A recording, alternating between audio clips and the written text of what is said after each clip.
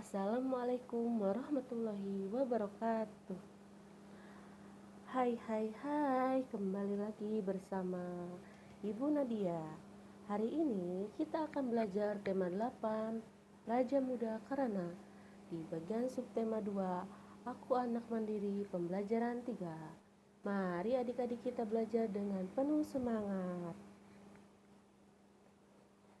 Adik-adik yang mandiri, lihat, di sini ada cerita si Udin. Mari kita simak bersama-sama. Udin mendapatkan tanda khusus karena cakap dalam berbagai bidang. Tanda kecakapan khusus merupakan salah satu tanda mengenal pramuka. Selain tanda khusus, ada juga tanda umum.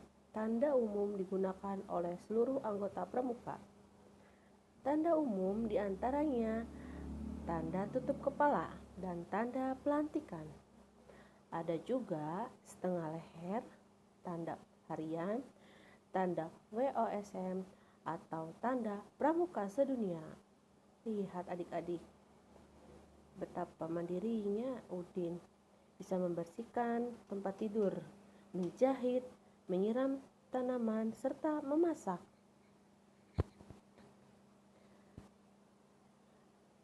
Ada berbagai macam tanda kecakapan khusus atau yang disingkat dengan TKK.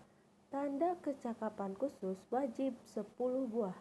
Berikut ini 10 tanda kecakapan khusus yang dimiliki oleh Udin. Coba kita cocokkan dengan gambar yang ini. Pertama, ada tanda P3K. Lihat. Lalu apakah Udin memiliki kemahiran dalam memasak? Coba kira-kira yang mana ya yang cocok untuk tanda kecakapan khusus untuk Udin? Mari kita lihat. Tanda kecakapan khusus diberikan untuk menambah semangat anggota pramuka. Tanda kecakapan khusus bertujuan untuk melatih keterampilan serta kemandirian. Coba lingkari tanda kecakapan khusus yang sudah dimiliki Udin. Yang pertama, ada pengatur ruangan. Lihat, gambar sebelumnya, Udin sangatlah suka membereskan tempat tidurnya. Udin sangat mandiri, membereskan tempat tidurnya tanpa bantuan orang tua. Lalu yang kedua adalah juru masak. Tanda kecakapan khusus juru masak. Kira-kira Udin bisa memasak tidak ya? Ternyata Udin bisa memasak dan dapat mengerjakan pekerjaan sesuai yang dimilikinya. Misalkan Udin membantu pekerjaan ibunya di rumah. Lalu ada menjahit. Di sini di gambar yang kedua ini ada Udin yang sedang menjahit ya. Lalu ada juru kebun. Di sini Udin sedang menyirami bunga. Nih, lingkaran gambar yang termasuk tanda kecakapan khusus. Lihat, ada 3 yang sudah ibu lingkari. Ada juru masak, menjahit, lalu ini yang terakhir ada tanda kecakapan khusus yaitu menabung. Yang ketiga, lingkari gambar yang termasuk tanda kecakapan umum. Yang pertama ini ada ini tanda ini termasuk di logo black belt pramuka di kepala ya. Sekarang perhatikan gambar Siti berikut. Jelaskan tanda pengenap kepramukaan yang dimiliki Siti. Jelaskan pula kecakapan khusus yang dimiliki Siti. Coba perhatikan Siti. Tanda kecakapan khusus diantaranya tanda menjahit berada di lengan kanan, tanda menabung, dan tanda memasak. Tanda kecakapan umum diantaranya tanda tutup kepala, tanda setengah leher, dan tanda pelantikan. Mari Kita bahas selanjutnya ini bentuk dan tingkatan tanda kecakapan khusus setiap kelompok. Pramuka berbeda tentu saja. Untuk pramuka siaga berbentuk segitiga dan hanya satu tingkatan. Untuk pramuka penggalang ada 3 tingkatan dengan bentuk yang berbeda. Tingkat purwa berbentuk lingkaran, tingkat madya berbentuk persegi, tingkat utama berbentuk segi 5. Berikut contoh gambar TKK menabung sesuai tingkatannya. Lihat, apakah ada perbedaannya? Tentu ada. Yang ketiga ini merupakan gambar TKK penggabungan untuk pramuka penggalang. Lalu yang ini, yang segitiga terbalik, yaitu gambar TKK menabung untuk pramuka siaga. Tentu ini beda-beda tingkatannya ya adik-adik. Coba perhatikan berikut ini. Masih ingatkah kalian dengan bentuk bangun datar? Apakah kalian tahu sifat-sifat bangun datar? Perhatikan gambar persegi berikut ini. Ikuti kegiatan berikut untuk mengetahui sifat persegi. Siapkan tali untuk mengukur sisi persegi. Siapkan pula pojok siku-siku yang terbuat dari potongan kertas. Lihat adik-adik, di sini ada 3 potongan persegi. Yang pertama, persegi yang pertama, lihat dari sudut-sudutnya ada sudut A, sudut B, sudut C, dan sudut D. Sama-sama memiliki ukuran sisi. Coba kita ukur menggunakan tali lalu dipotong dari sudut A ke sudut B, lalu ke B, dari C, lalu C ke D, dan D ke A. Coba kita potong, apakah sama besarnya? Lihat, ternyata panjang potongan tali yang dimiliki AB, BC, CD, dan DA itu memiliki panjang yang sama.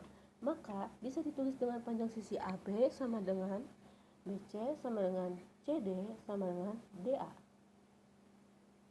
Perhatikan persegi yang kedua.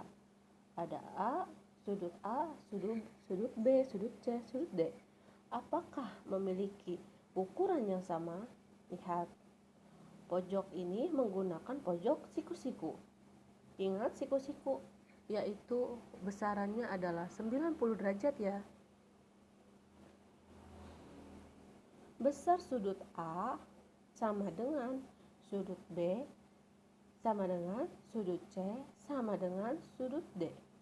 Semuanya sama, 90 derajat. Yang persegi 3. Ketiga, lihat masih sama dengan gambar yang berikutnya. Lalu ukur semua sudut persegi menggunakan pojok siku-siku. Apa yang kalian temukan? Yaitu besar sudut A, sudut B, sudut C, dan sudut D.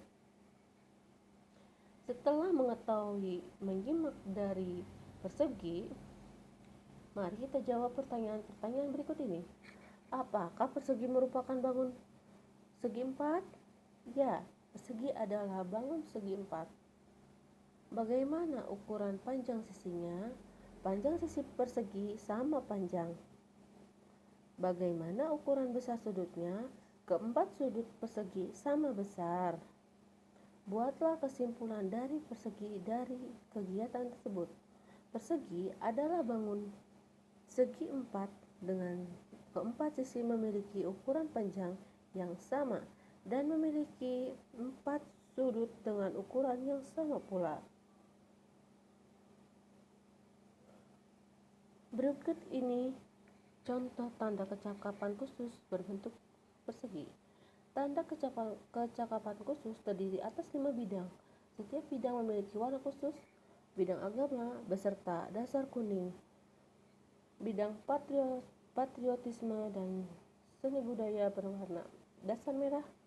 Bidang ketangkasan dan kesehatan berwarna dasar putih.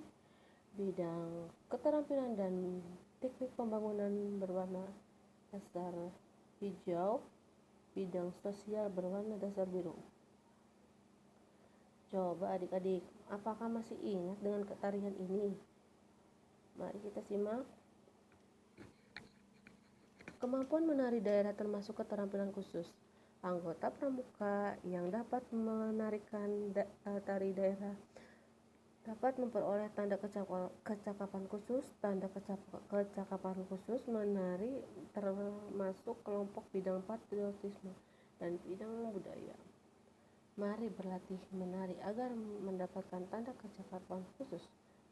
Masih ingatkah kamu dengan tari tempurung yang sudah dipelajari sebelumnya? Coba ikuti petunjuk untuk menari tempurung. Yang pertama itu, tepukan tangan ke depan atas dan ke bawah belakang. Tepuk tangan sambil berjalan barisan. Coba perhatikan adik-adik. Yang kedua, tepuk tangan 2 kali di sebelah kiri dan kanan. Tepuk tangan secara bergantian sebanyak 4 kali. 3.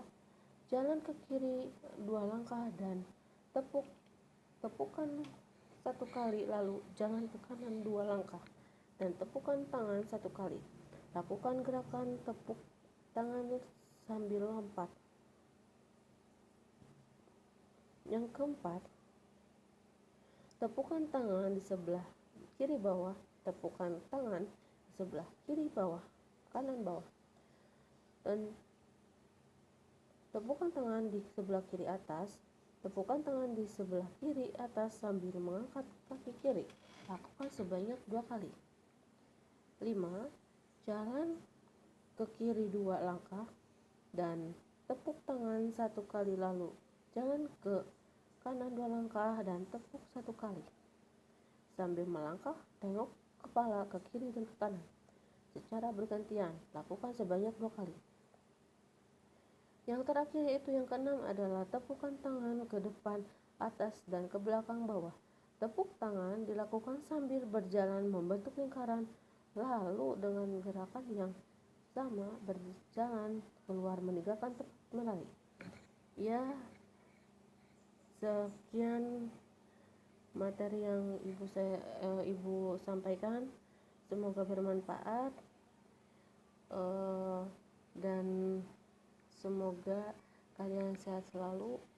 Terima kasih. Assalamualaikum warahmatullahi wabarakatuh.